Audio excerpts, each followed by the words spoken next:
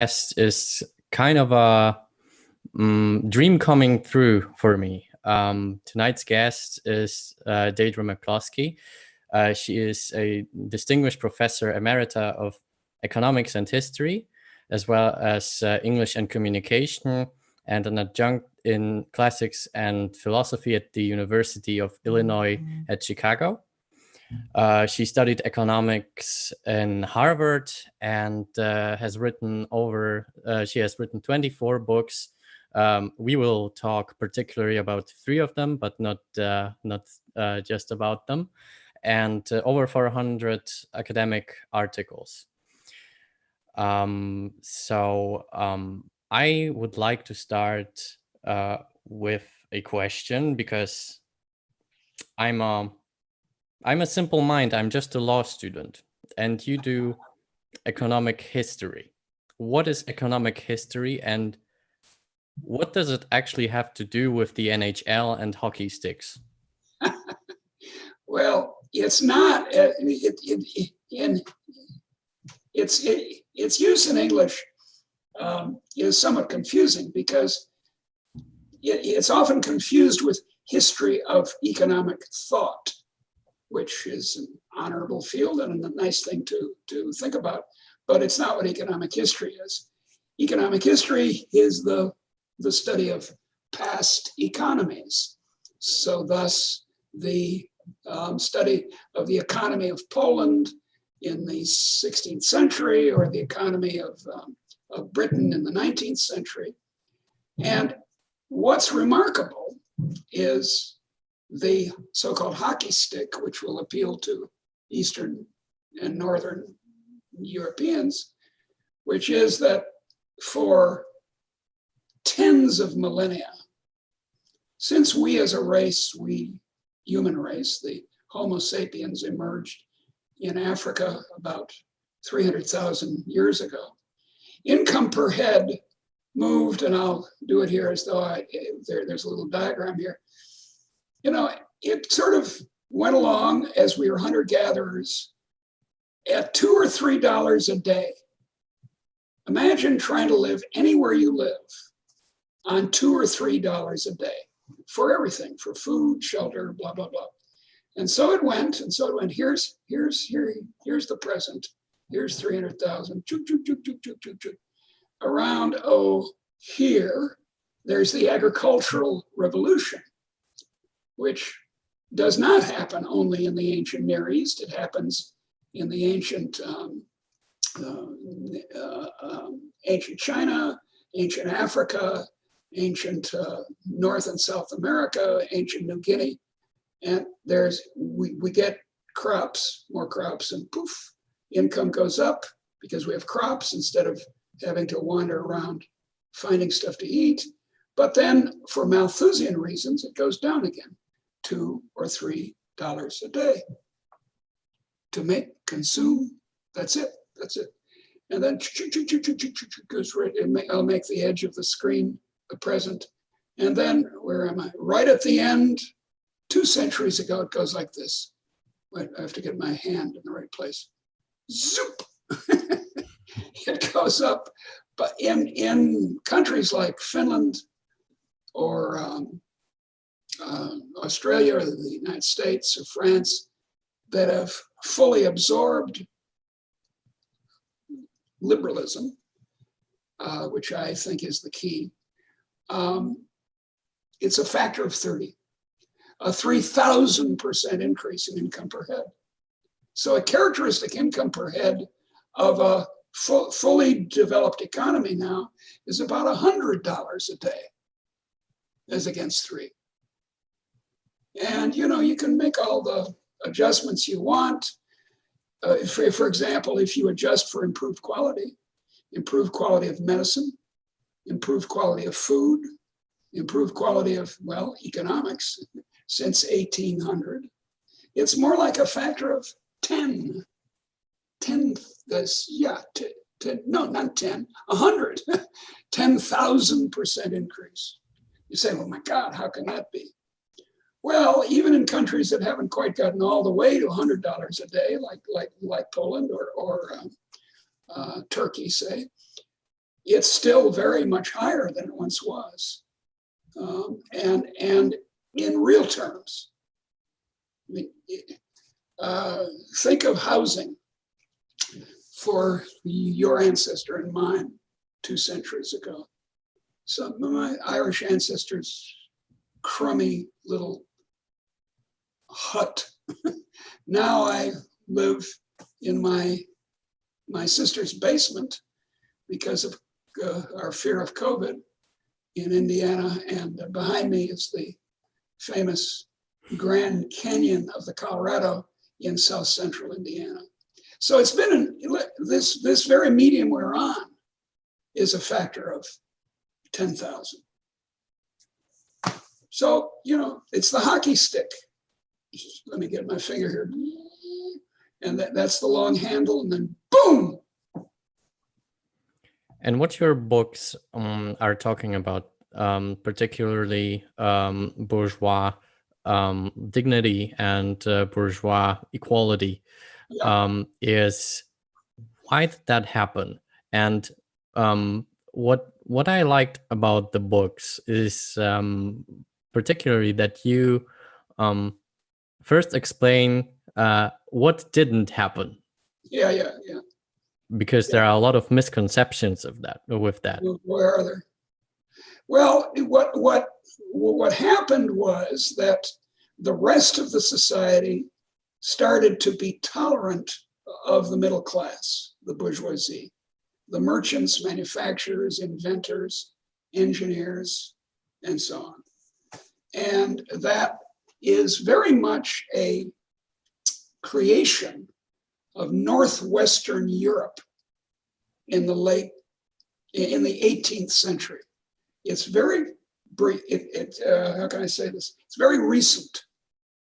I have colleagues who say, "Oh no, it goes back to Christianity, or it's 1,000 years old, and we've slowly improved, and then for some reason we got the hockey stick." And I don't think that's right. I think it could easily have gone badly, as it did in China, for example, in the 1400s, 1500s, 1600s, 1700s, 1800s. China, in say 1492, was vastly superior in technology, science, economy, commerce, to trade, to the Europeans, startlingly so. And yet after 1492, the West, especially the European Northwest, started to move towards what I'm calling a liberal society. And whereas the places in the world that could have had a great enrichment, as I call it, this factor of 30 or 100, namely Japan or China or North India or the Ottoman Empire, all 4 of those could have done it. All of them, by accident, so to speak, turned against freedom. Whereas in the same period, say from the beginning of the Protestant Reformation, 1517, to the French Revolution in 1789, by accident, not because of some deep European superiority, the things happened, revolts, reformations, revolutions, that resulted in another R, this revaluation of the middle class. Just one piece of evidence, and there are lots of others, of this change in attitude that didn't happen in these other parts of the world. This liberalism is the word innovation, which in English, really until the 19th century, till the 1800s, is a bad word. Ooh, don't innovate. Oh, that'll disturb the existing hierarchies. So what happens is that by accidents of history, Northwestern Europe in particular, Holland first and then Britain, become more liberal. That is, they become societies in which hierarchy from top to bottom is not the governing principle of everything, including the economy, but a certain equality of dignity and permission is instituted. And so you get Thomas Jefferson in the United States saying in 1776, all men are created equal. Now, of course, he owned slaves. And so there's this tension and contradiction that continues to exist between the old hierarchies and this liberal equality. But it gradually gets more and more that way, more equal. And the result we see all around us. What happened, you see, is that ordinary people were inspired by being told, you're equal to everyone else. Alexis de Tocqueville, in his famous voyage to the United States in 1832, was very struck as a French aristocrat, but a liberal man in many ways, a liberal thinker indeed, was very struck that ordinary Americans, now this would leave out a large number of slaves, but ordinary Americans viewed him, a very distinguished French aristocrat, as equal. Further on in the century, a European visitor to the United States naively asked an ordinary American man, who is your master? To which he answered, he ain't been born yet. And that's the liberal society. No domination of husbands over wives, no domination of masters over slaves, no domination of kings or bureaucrats over ordinary people. Now you were talking about the middle class and the ordinary people, and I think that on some level, with those three books, Bourgeois Virtues, Bourgeois Dignity, and Bourgeois Equality, you have chosen a term that is a little bit provocative.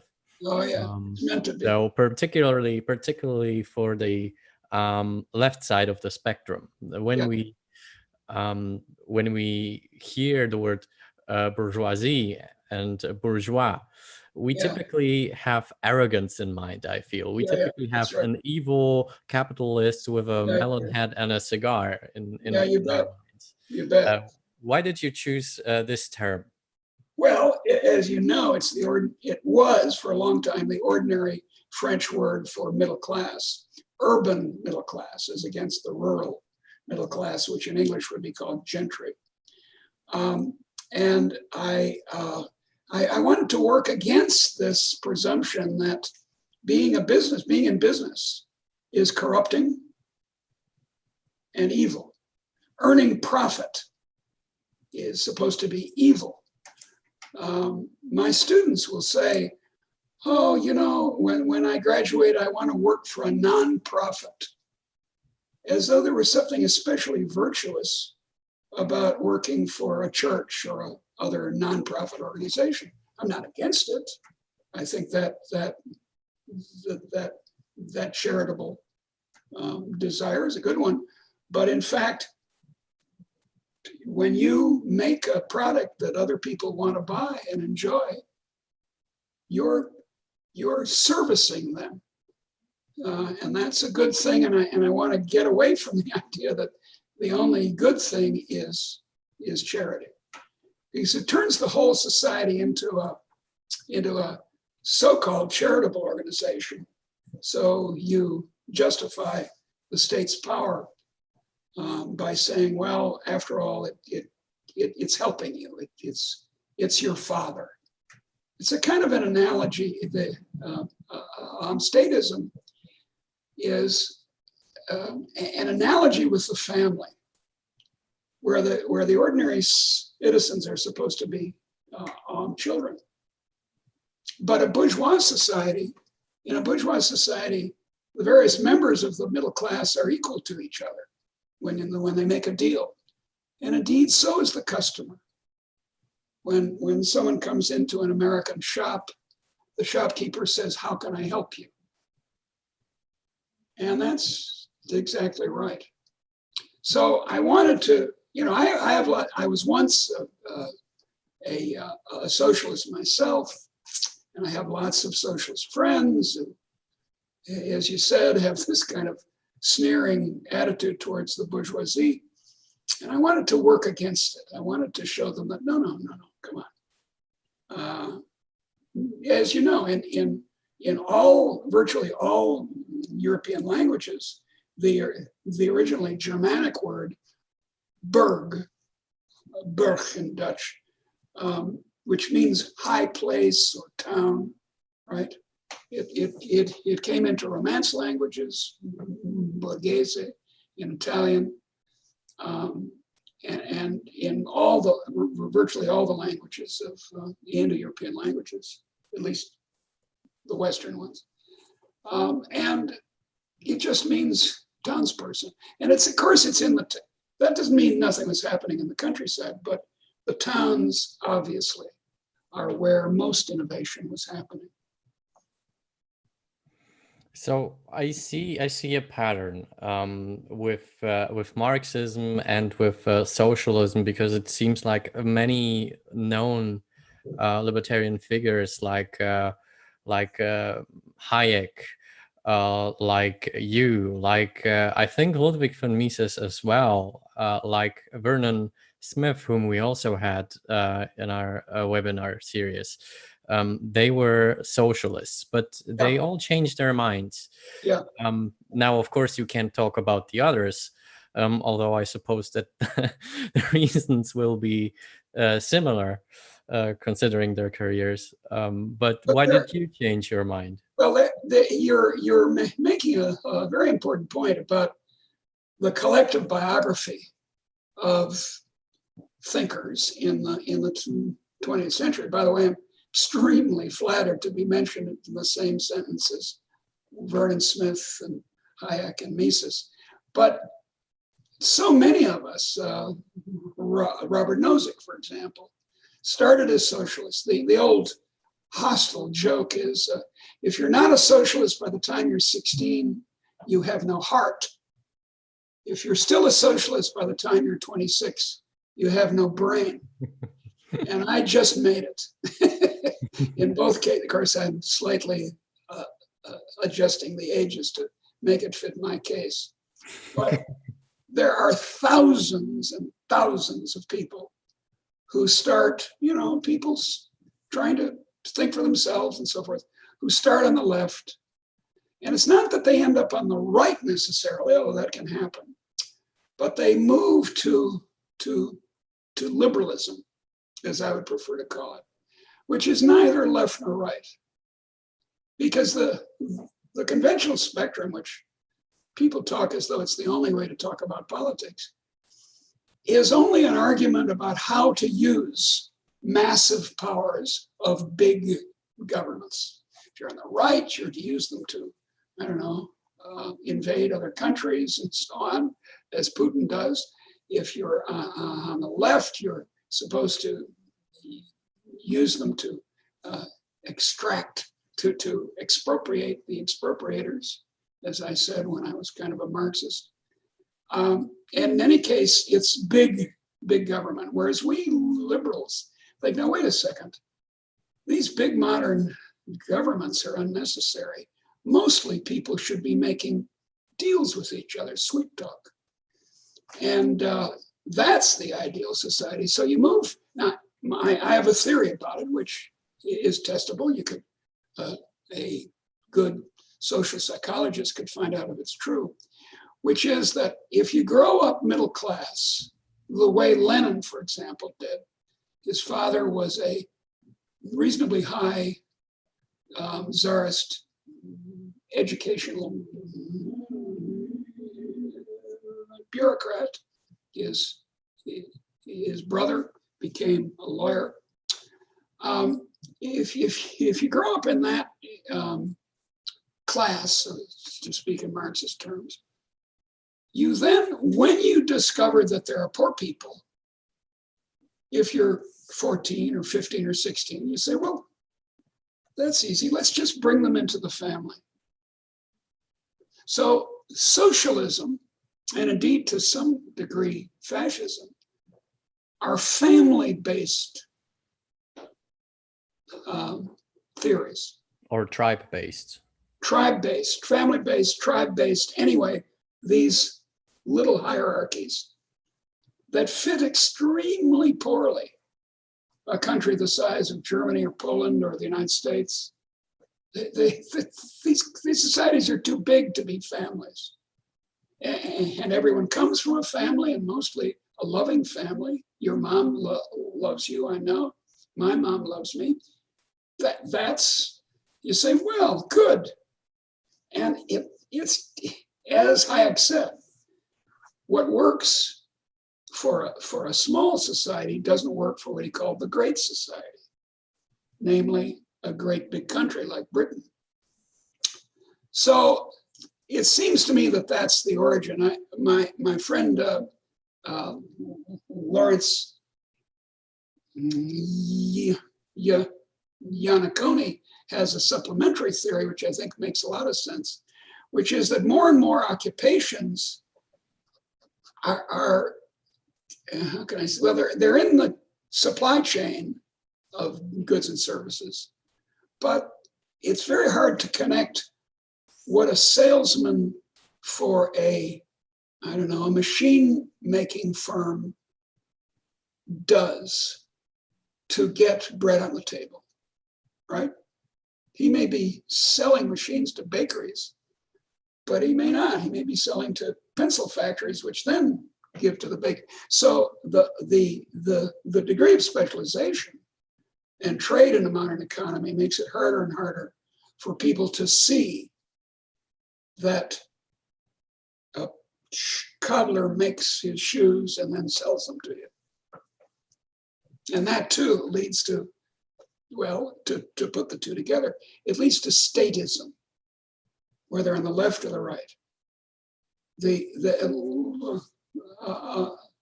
Lenin, again, the hero of my youth, spoke of making Russia into one big factory.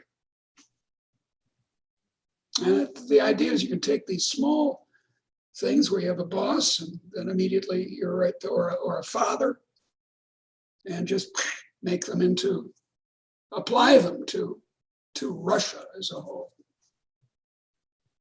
Yes, and speaking about socialism, socialist systems, I would like to go back to your book, in particular, Dignity, in which you attacked the thesis that it was, you attacked more than one thesis, but one of the theses that you attack is that it was exploitation that has led to this wealth explosion. And I am worried that the liberal idea in today's world is under attack again with this thesis.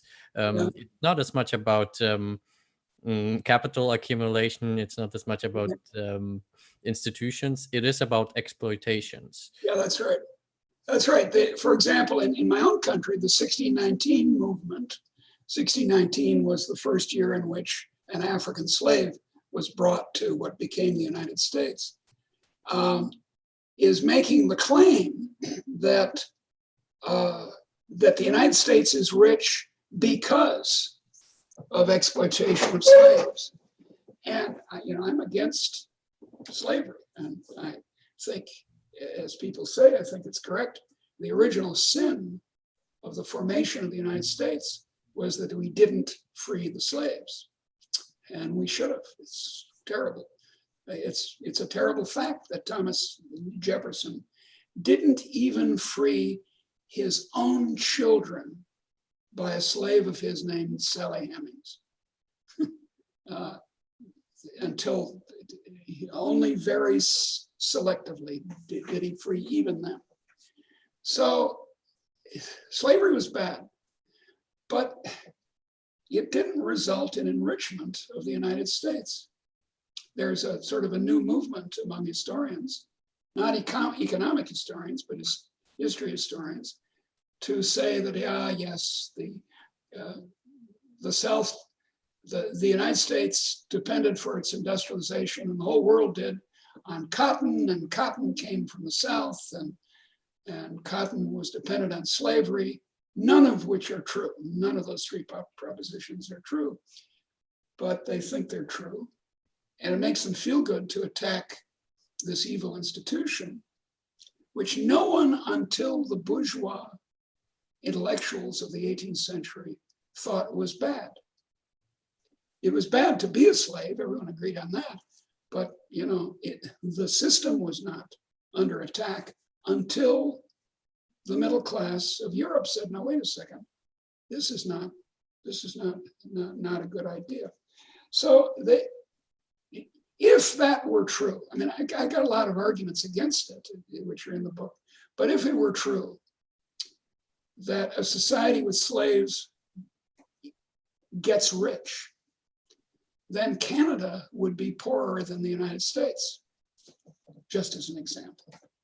Canada was, at the time, before the American Civil War, virtually a colony of Britain. In Britain, there were no slaves. Slavery had been abolished. If you set foot in Britain as a slave during the late 18th century, you, by the very fact of landing on,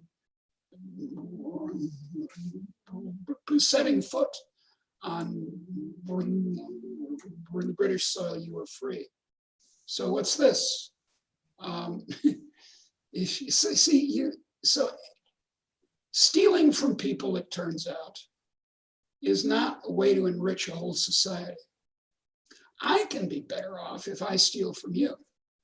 Actually, I'd want to choose someone richer than you to steal from. Now that's another absurdity in this argument that colonialism enriched Europe. No, it didn't. Look, if you're going to steal, if you're Britain and you want to steal to get rich, steal from France. Don't steal from India. India was poor at the time. Come on, you're not going to do very well that way. So for all kinds of reasons, this stealing business doesn't enrich whole societies. What enriches whole societies is innovation, is human creativity, what the Austrian economists call human action. And I've come in the last few years to the more or less solid conviction that none of the usual explanations, exploitation is the one that my friends on the left have, investment, capital accumulation is what my friends on sort of the right have. Neither of them is correct. What's correct is that you think of new ways of making steel, new ways of teaching economics, new ways of operating on appendicitis, new ways of building houses, etc. New ways of shipping things. So it's ideas on a broad scale, like the liberal idea, and ideas in the smaller context, in the creativity of the entrepreneur. That's exactly right. It's the larger idea is this, what Adam Smith called the liberal plan of equality, liberty, and justice. Or, as he said, the obvious and simple plan of natural liberty. And what that means in Adam Smith's mind is equality. Not equality of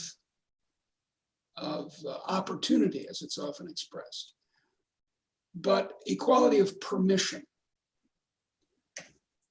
In as late as 1970, 5% of American occupations required a license from the state. Now it's 30%. That's not equality of permission. I should be able to set up as a doctor, a medical doctor, or a lawyer, or an interior decorator, or a plumber, anytime I want. That's equality of permission.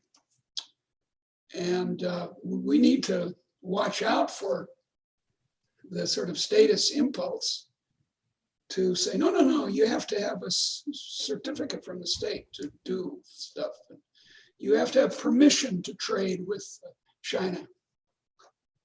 No, no. And it's that coming of freedom compared with what it was in the 1700s that made for, that inspired, as I said earlier, ordinary people to extraordinary acts of inventiveness. You know, if you're a slave, you don't think up new ways of doing anything. You're being beaten to do the usual way. It's only free people. And, you know, this is a point that my friend Matt Ridley makes in his current book. And I completely agree with Matt. We're exactly on the same page. Liberty is what causes technological and other kinds of innovation. And as you said, there is sort of the big idea, all men and women are created equal. That's the big idea. But then what that causes is what Matt in an earlier book called Ideas Having Sex. So, you know, the small ideas are running around combining with each other to make new ideas, and then they have sex. And you get this, and then you get the hockey stick. So you use the word innovation to explain this system, to explain this kind of context in which those ideas get created, in which this wealth is exploding. Yeah. However, when non-economists, and I think most of the population, hear the word innovation, they think, aha, science. Someone at the university sitting in a laboratory, inventing something completely new. Why is that? Why is that wrong? Why is this kind of thinking wrong? Well, it's very deeply wrong, and it leads to the belief that we can have a kind of Manhattan Project to make innovation. We can get the government to tell us what to innovate, and boy, that'll really work well. And there are a whole bunch of reasons why it doesn't work.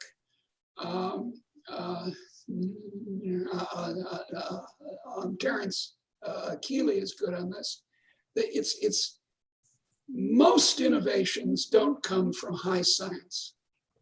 Now, some of them do. This medium we're on right now is, you know, high science of all kinds of high science has been necessary to make it happen.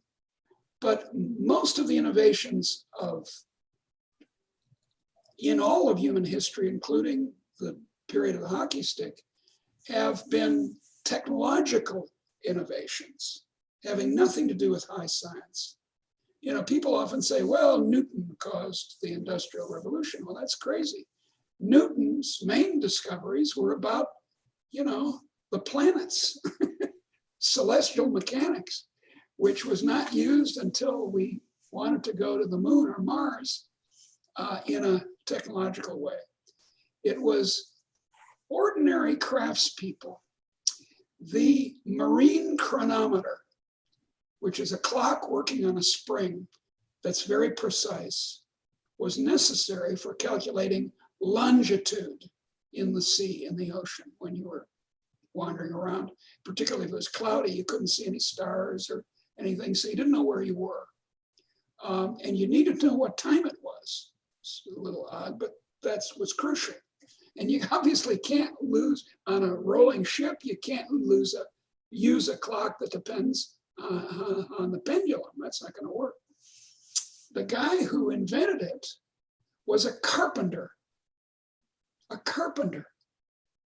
in the 18th century, an English carpenter. His first chronometer was made of wood.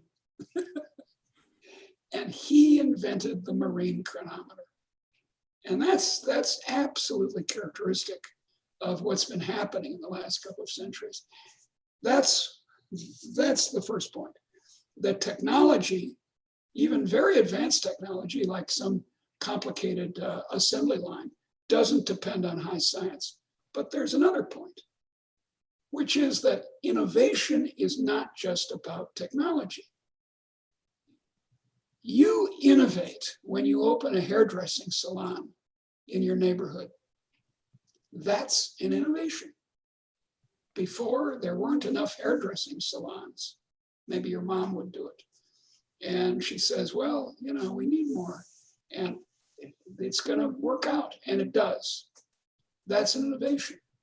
When a worker goes, as my Polish carpenters, they have been moving around for quite a long time, more like a century.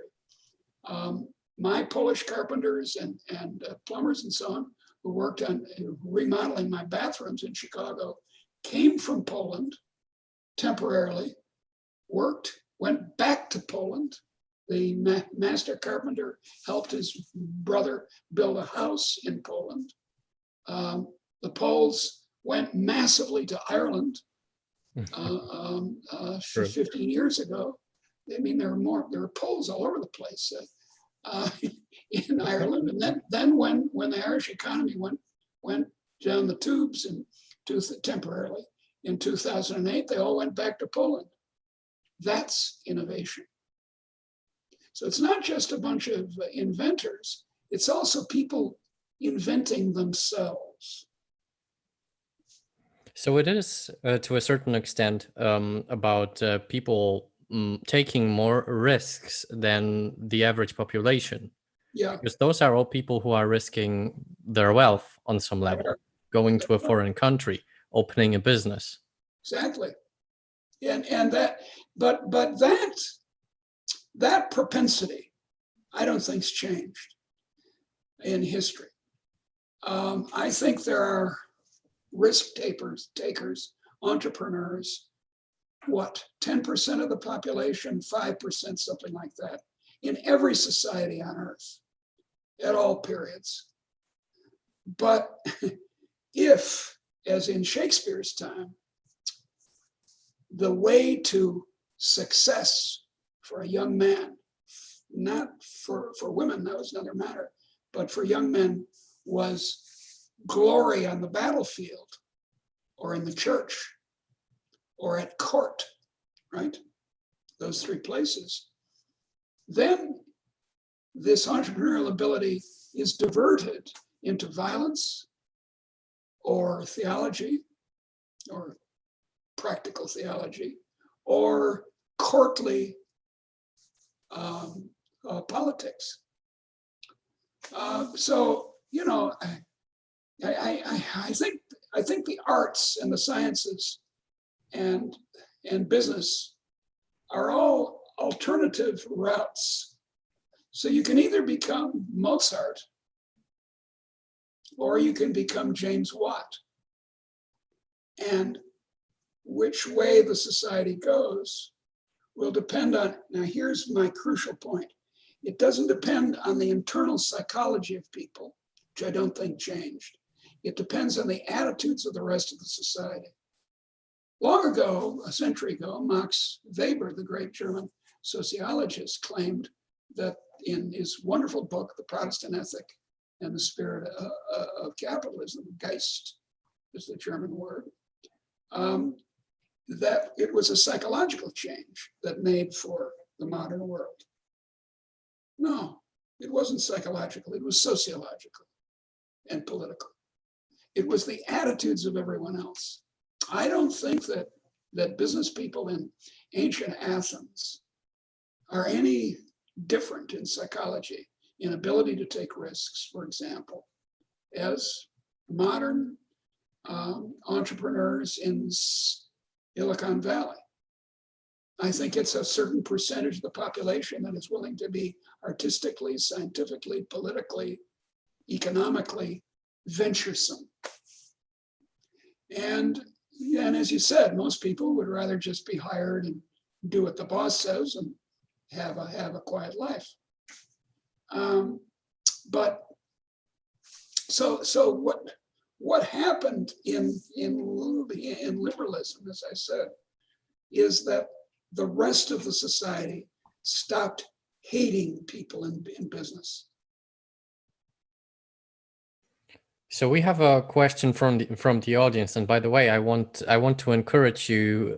Right now, you have the chance also to ask your questions in the chat. Yeah.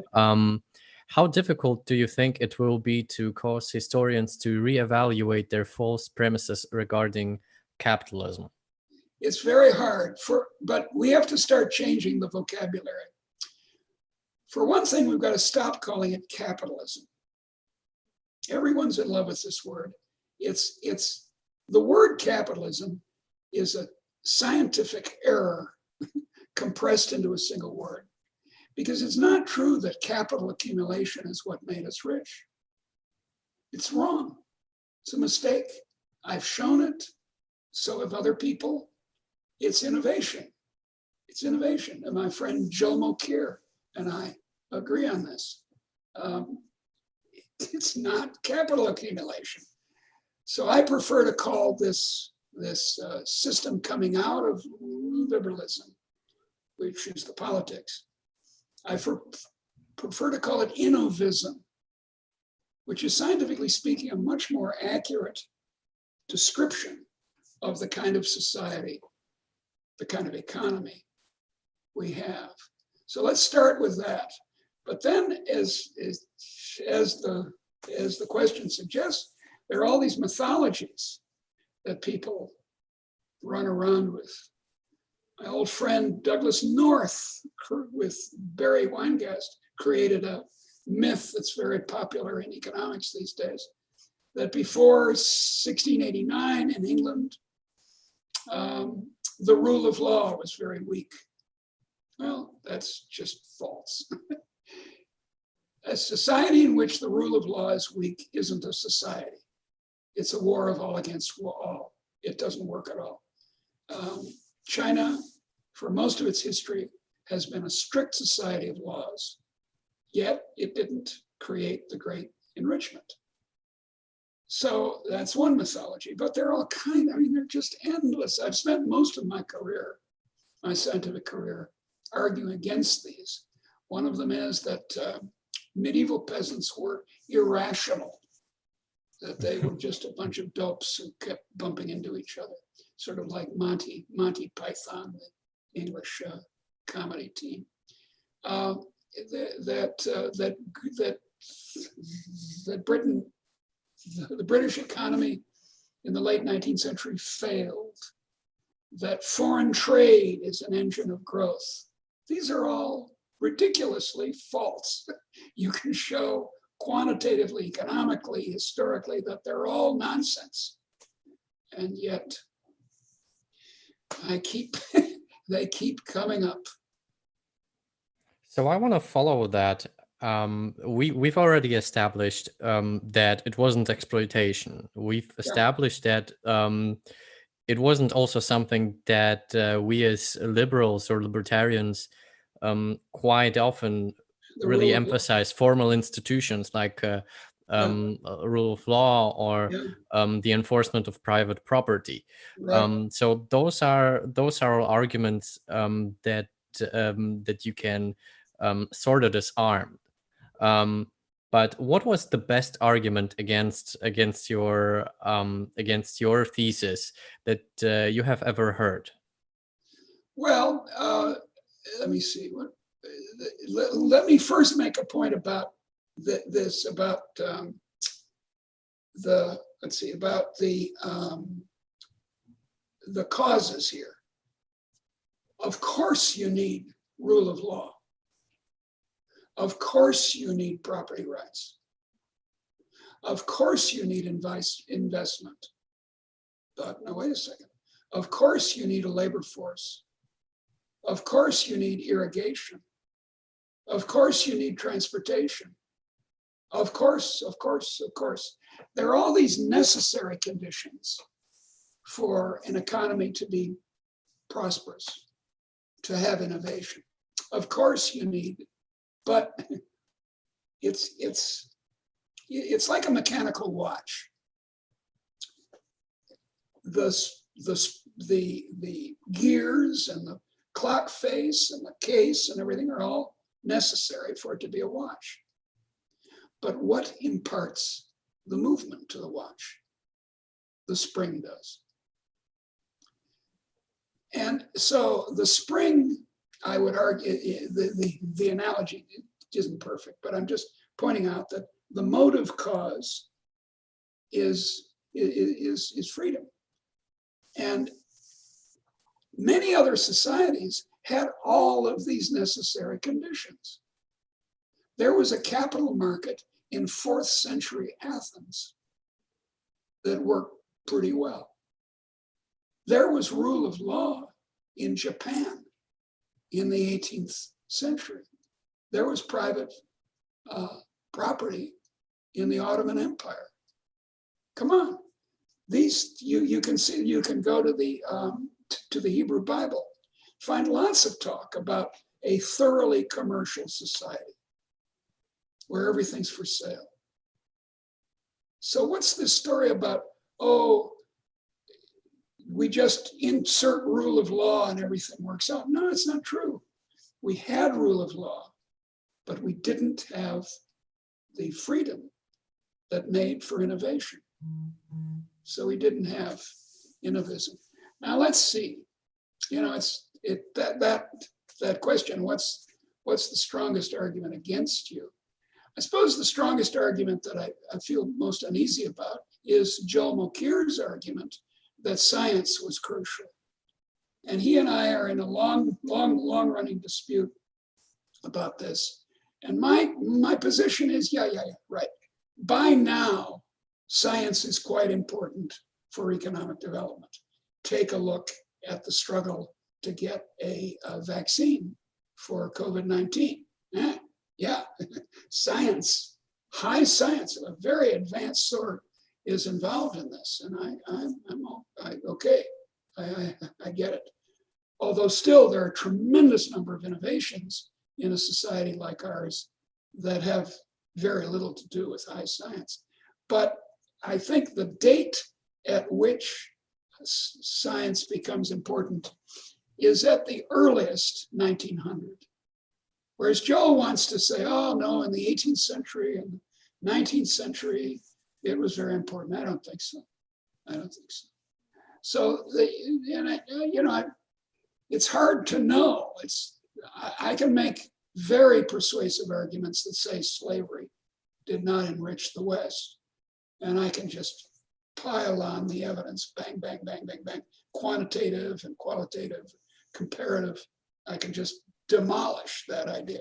But it's harder to demolish Joel's idea. And I don't want to, he's my friend.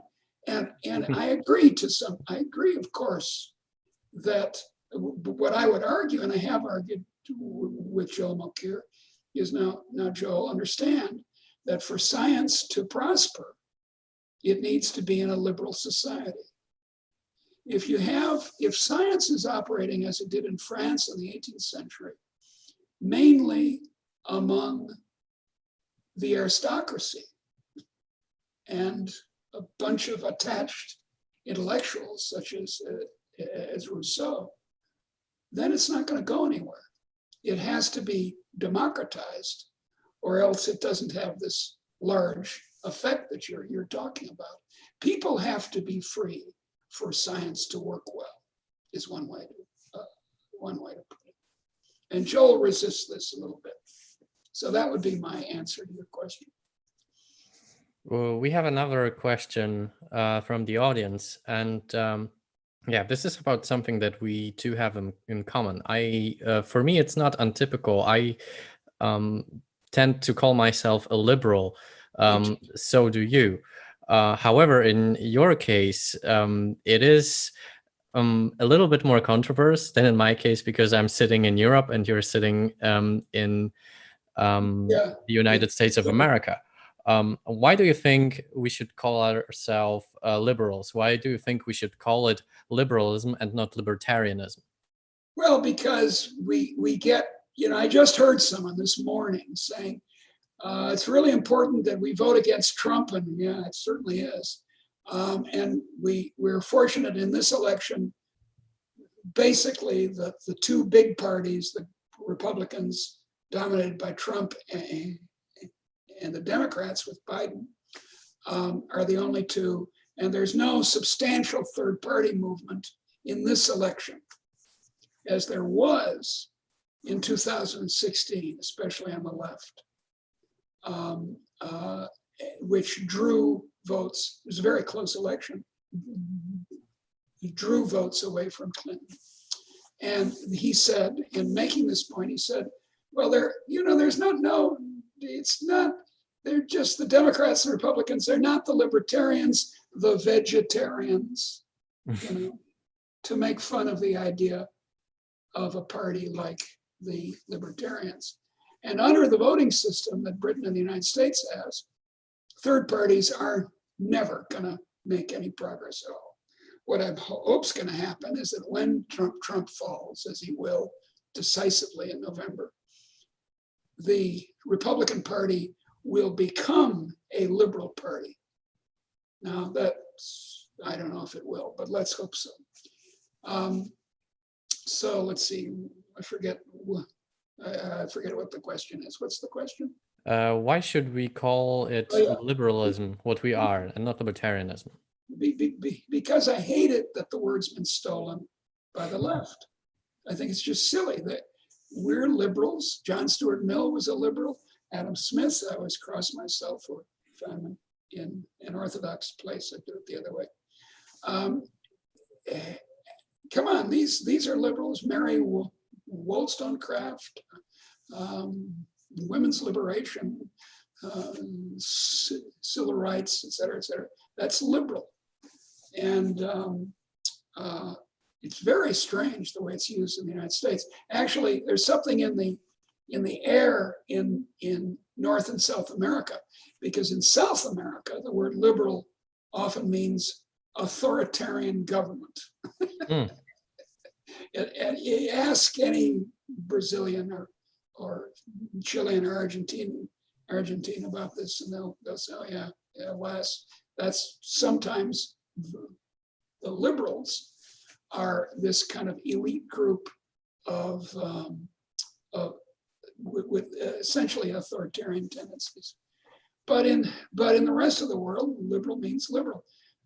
Orban, right, in Hungary, calls himself and advocates an illiberal democracy, by which he means so-called majority rule, although he's cheating on that, in favor of authoritarianism. That's right, liberal versus authoritarian.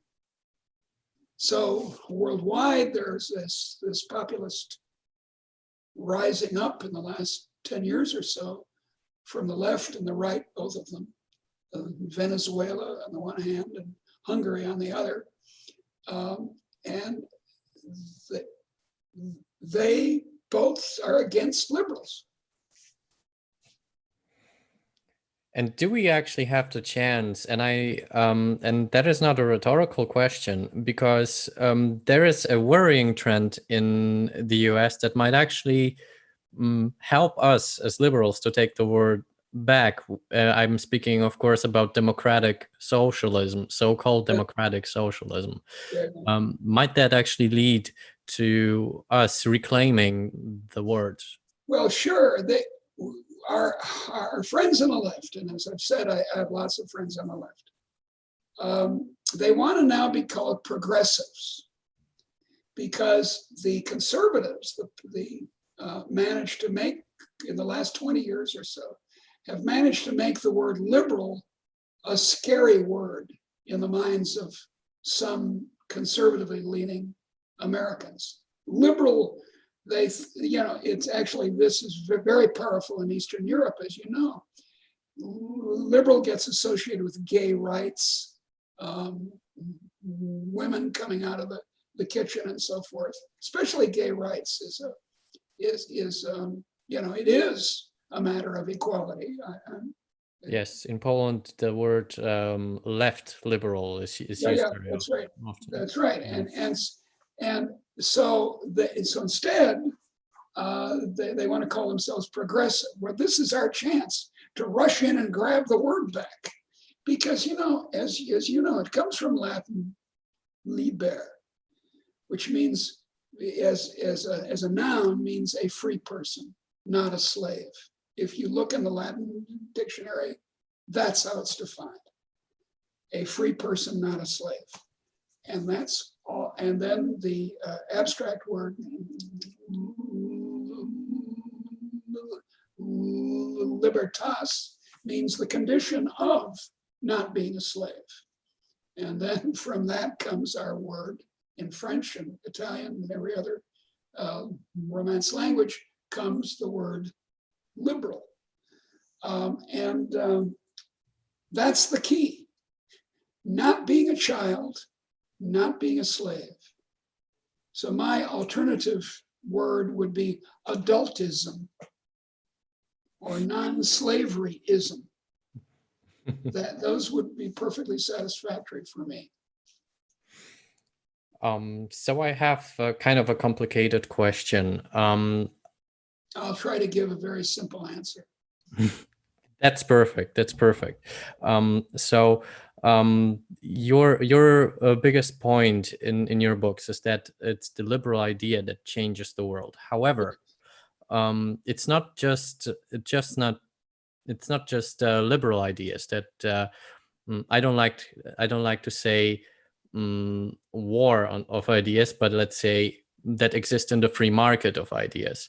Yes. So, for example, the Eastern Bloc, like my home country, and to an even larger degree, countries like Belarus, Ukraine, Russia, have been under an influence of propaganda, of state authoritarianism and state-imposed philosophy, basically, Yeah. and almost psychology for so many years.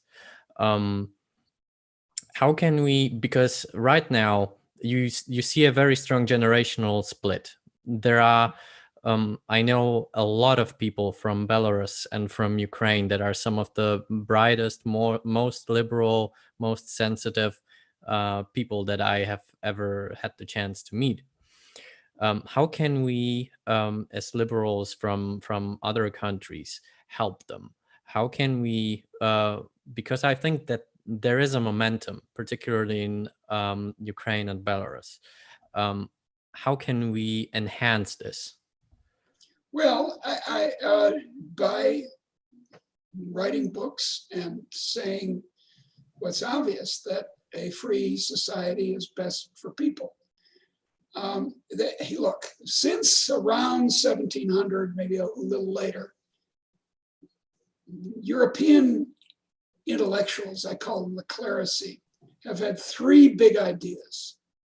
The first was liberalism. Voltaire, not Rousseau, but Voltaire, Adam Smith, and so forth. That's liberalism. In the early 19th century, in the Romantic movement, and this happened all over Europe, nationalism was the second idea. The fascination with folk art, folk songs came into music in a big way.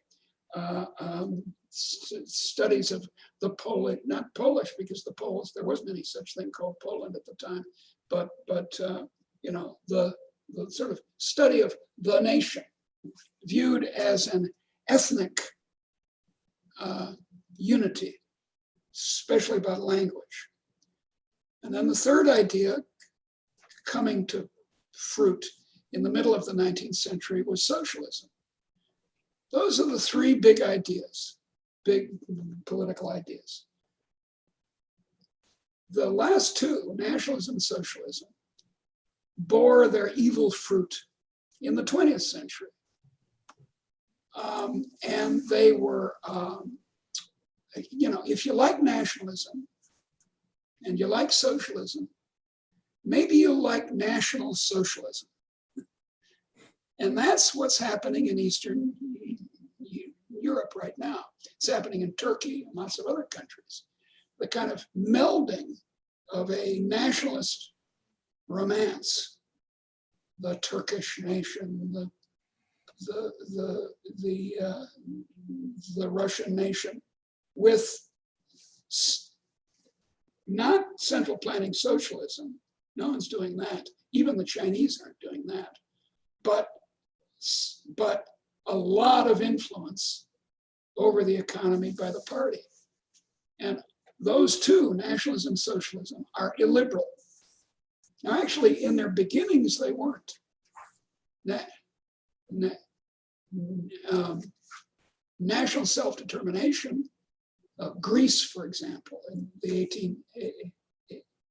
1820s against the Turks, was a liberal program.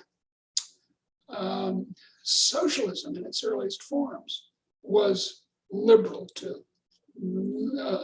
Christian socialism in the early 19th century, and the new liberalism in Britain in the 1870s and 80s. These came out of liberalism, but then disastrously in the 20th century became this monstrous combination. So you're making the point that this rise of liberty, this rise of the liberal, I almost said libertarian, of the liberal idea was something unprecedented. Yeah, it was. And I don't like that. And I would like to change that. I work at Students for Liberty. I'm a political and social activist. How can I achieve a second rise of this kind of liberty? How can I achieve a second rise of the liberal idea? Well, we need to get clear that it's liberalism that made us rich and free. We liberals need to take credit, correct credit, scientifically correct credit for what's good about the modern world. So we need to argue against people like Mariana Mazzucato, who, an Italian American, who has argued for the state taking over control and the direction of innovation. We need to point out, as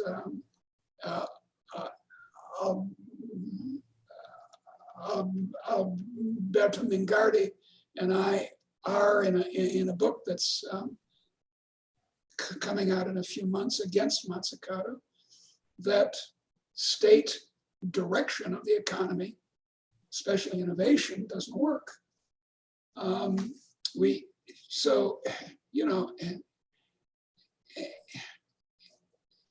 need to show that innocent nationalism. Look, there's a great English translation of the Finnish national anthem. Now, the tune was composed by Sibelius, and it's their national anthem, and it's beautiful, the tune is. And the words are too, and I haven't been able to get clear whether this is actually how the Finnish version goes. But the English version goes like this. Oh, Finland, first verse. oh, Finland, I love you. You have lakes and forests and lakes and forests and lakes and, oops, wait a second. I love Finland, my heart, blah, blah, blah. Then the second verse says, and I always cry when I hear this. We sometimes sing it in my church. Yet other nations love their country too. And we should honor their love of their language and their culture. Now that just makes me weep as a liberal.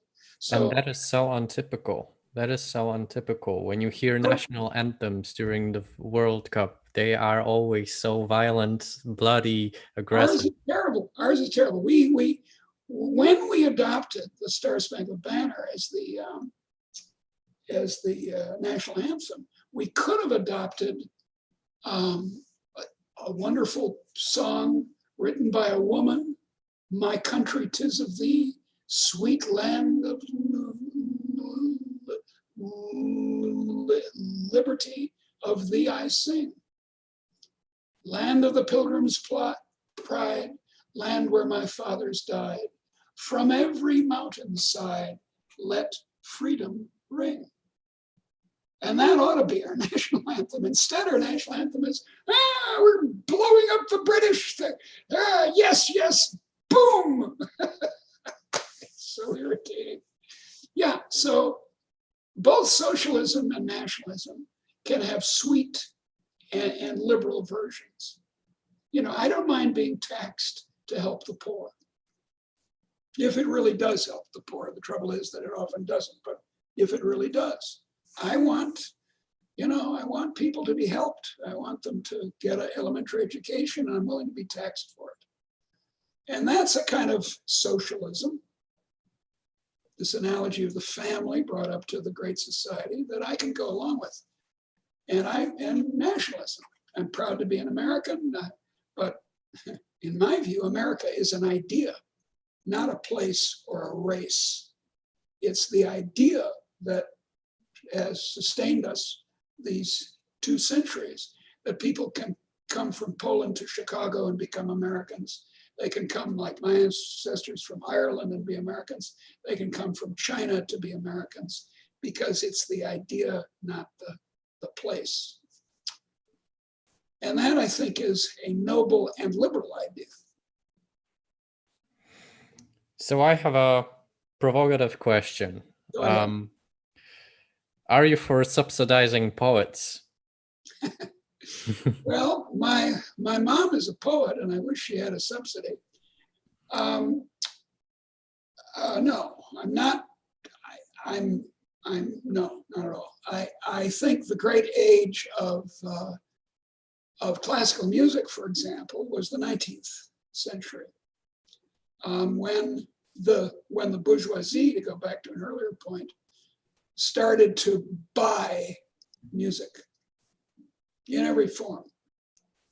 The Concertgebouw in Amsterdam was built in, I think, 1810 or so,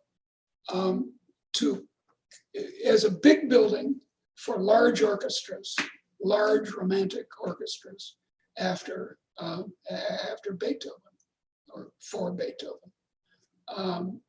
And that was the great age. The great age of Athenian cultural creativity was the 5th century, when Athens was a great commercial power.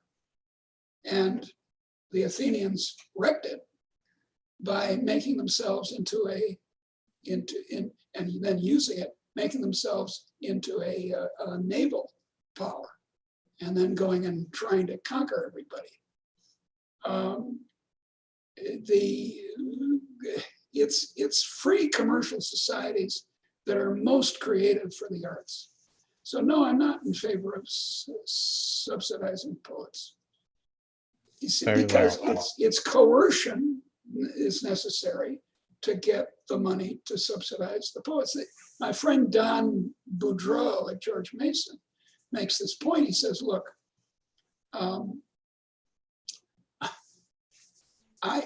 if he were a poet And he went to the state, the government, and got the government to close down all the other poets so that his poetry would sell better. This is how governments work these days. They protect. They shouldn't protect. They should permit. They should get out of people's lives and permit. I'm a Christian liberal.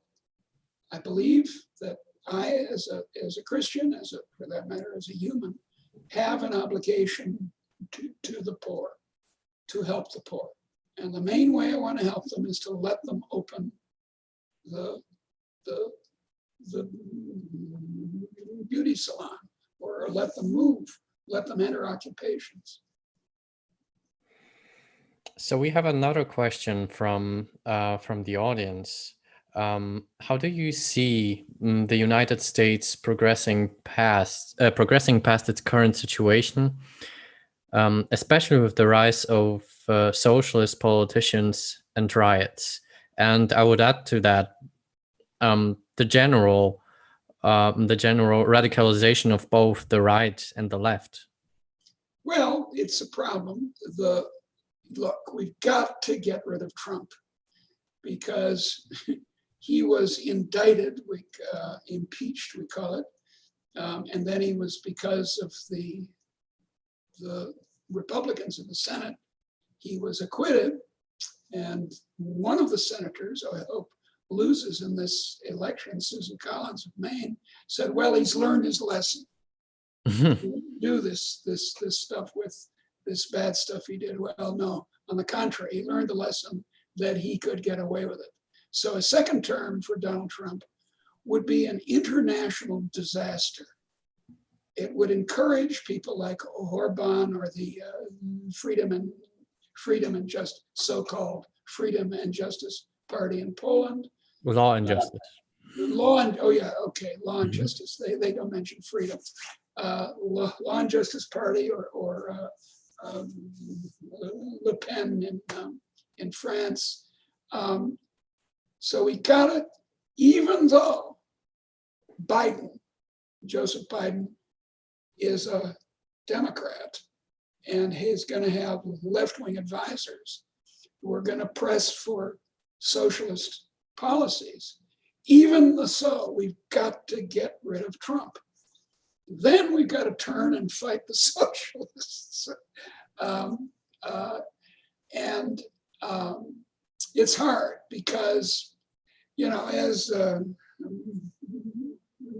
as Bastiat, the great French liberal in the middle of the 19th century, said, socialism is the conviction that everyone can live by taxing everyone else. And the extreme example of this is Argentina, which in the 1890s was among the richest countries in the world, and now, to put it mildly, is not. And the Argentinians from the 1930s, especially the 1940s, and Juan Perón on, have believed that we can tax you to subsidize me, and then tax me to subsidize you, and we'll both be richer. It's completely insane, but that's what people believe. So we have to argue against it as liberals. And those ideas that are attacking freedom, that are attacking liberalism, they are typically reoccurring. It doesn't have to be socialism. One of the ideas that is attacking one of the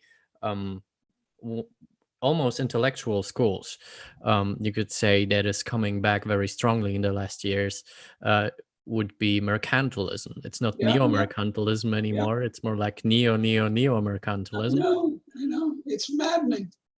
It's maddening. And it's this idea, to go back to what Don Boudreaux worries about, it's this idea of protection. That if I'm protected against your competition, obviously we're all better off. But obviously we're not all better off. If you're prevented from competing with my poetry or my bakery or something, the society as a whole, you can show it, of course, in a diagram, the society as a whole is made worse off.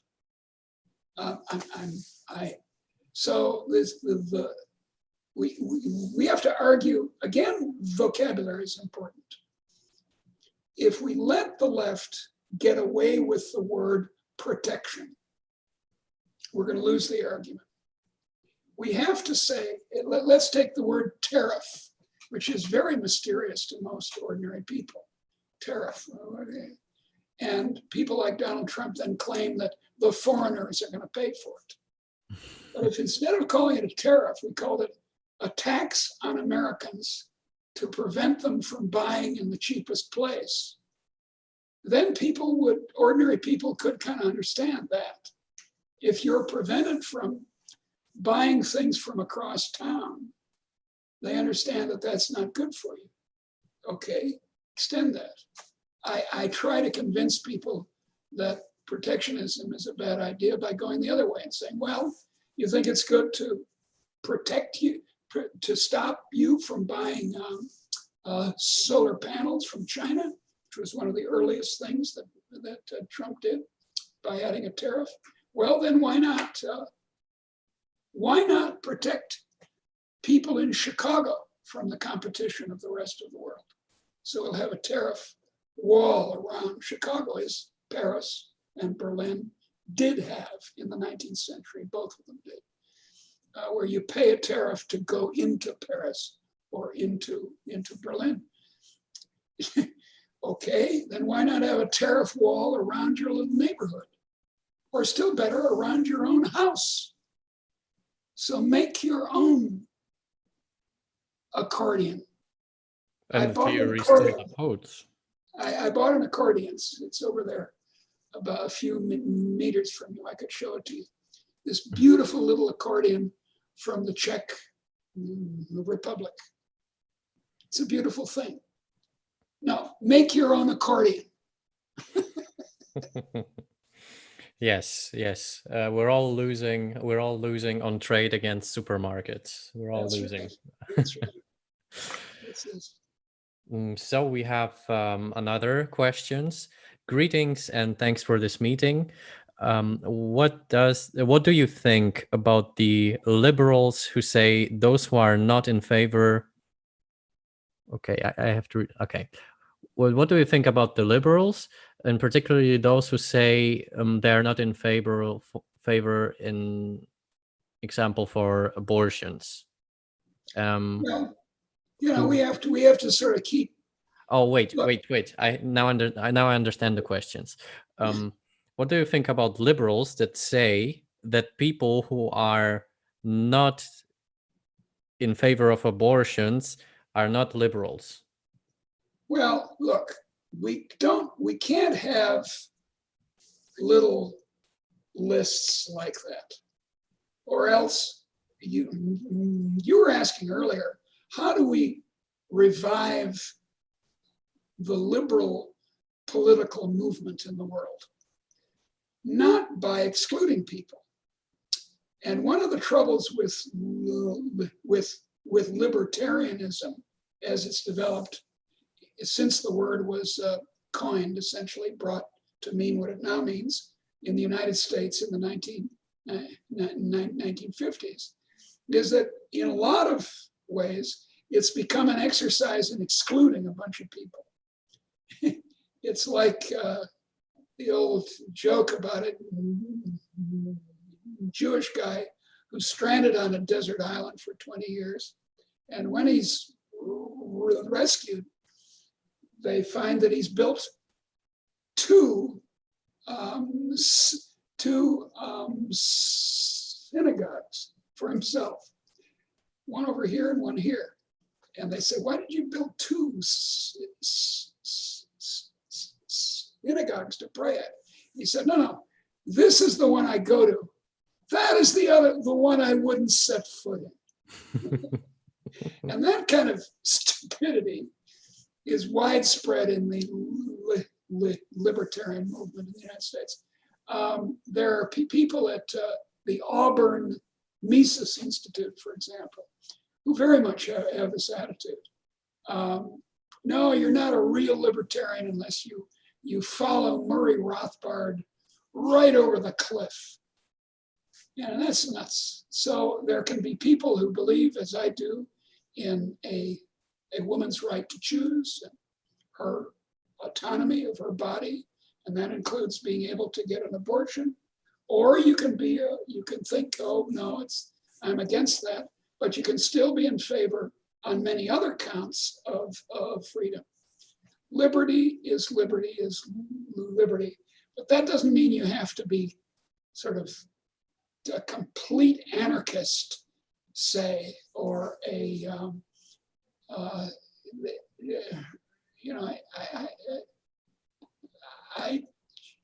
my friend Walter Block, who's a wonderful man. I love Walter, but he tends to be this way. No, you got to be consistent. Consistency is not the only intellectual virtue, and it's really not the only political virtue. We've got to make a big tent, which existed. So, as you said, it can happen again. The big movement in the early 19th century in Europe, in one country after another, was liberalism. Of a sort, by the way, that Poland exhibited in the 16th century. Erasmus said, Polonia est mea, Poland is mine.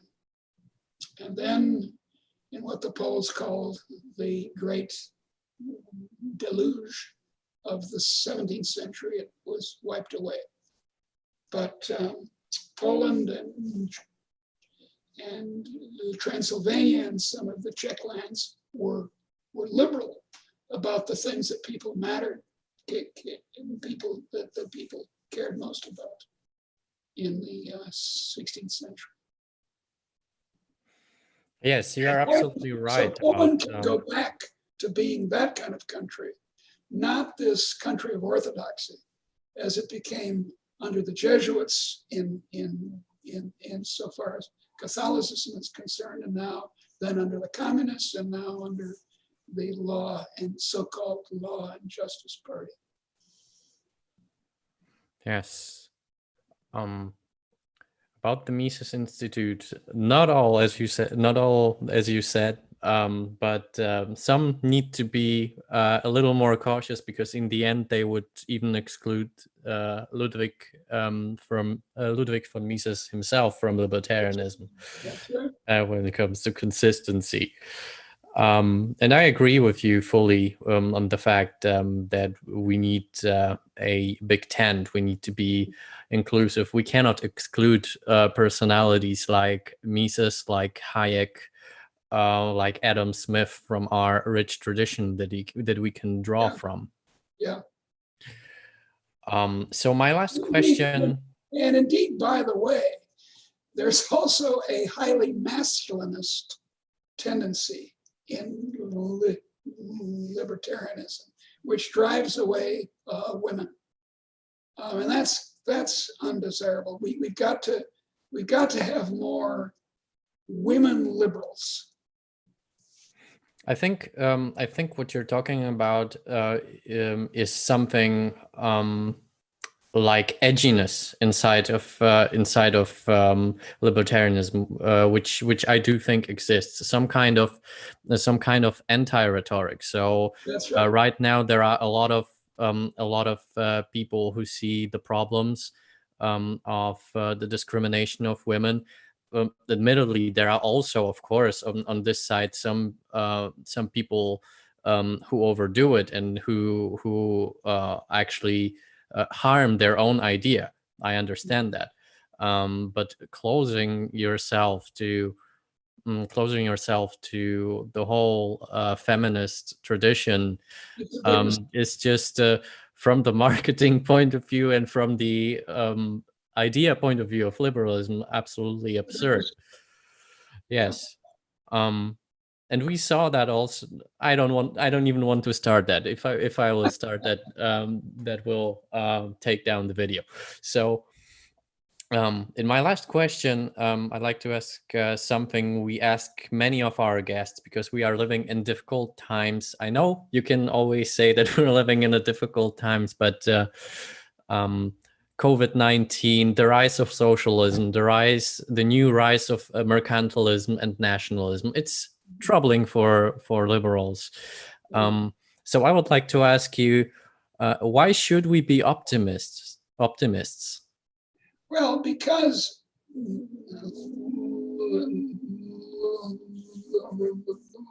liberty, I always stutter on the word, so it's quite irritating.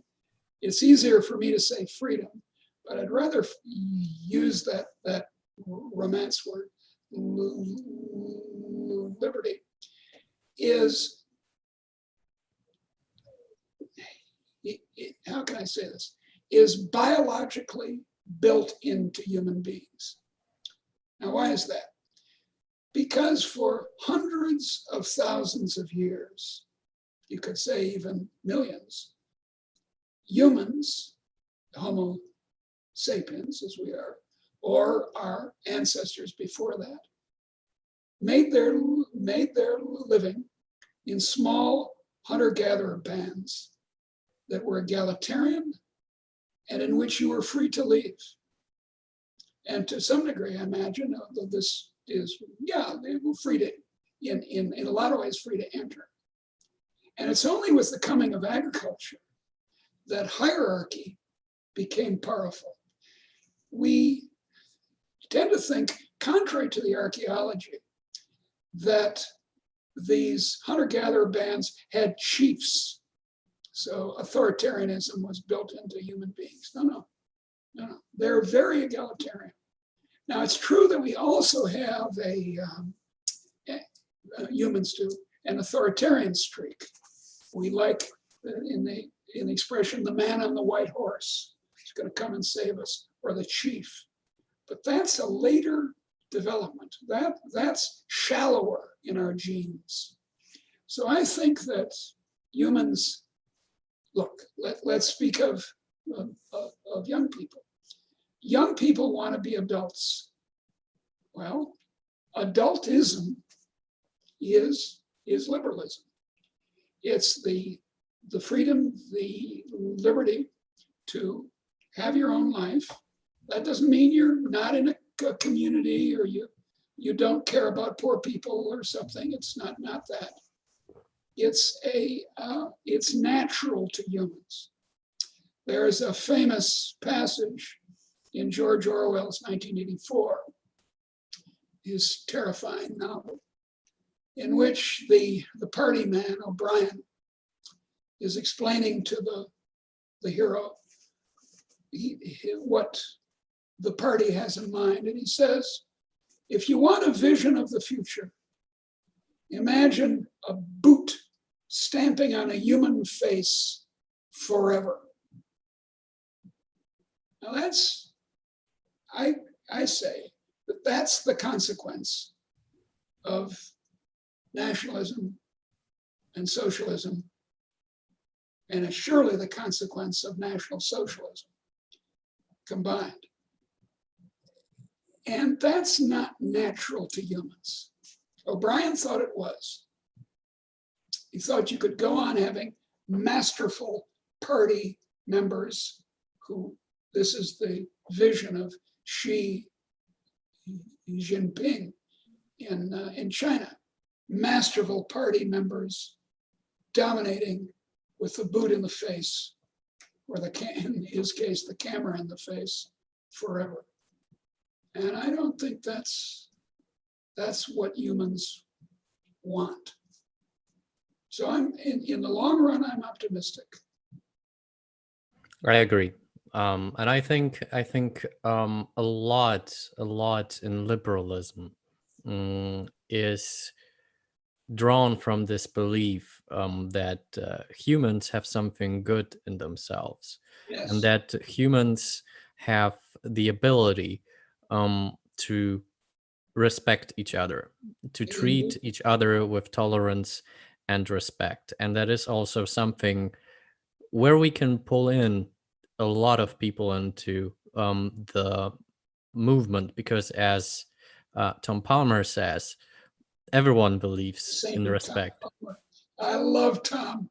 Tom should get all the prizes in the world. I agree. Also had him in a webinar. He's a sweet guy, and he's so smart. And yes, and such a movement, I say, would bring women in, because as long as it's not this harsh sort of social Darwinism, right? As long as it admits that people have been children and need to be raised up in a loving family, as women realize much more than most men do, you can have a liberal feminism. And that's half the population here, more than half. Absolutely. So I want to thank you very much for being with us tonight. It was, as I already said, a dream come true for me. We are huge fans of yours.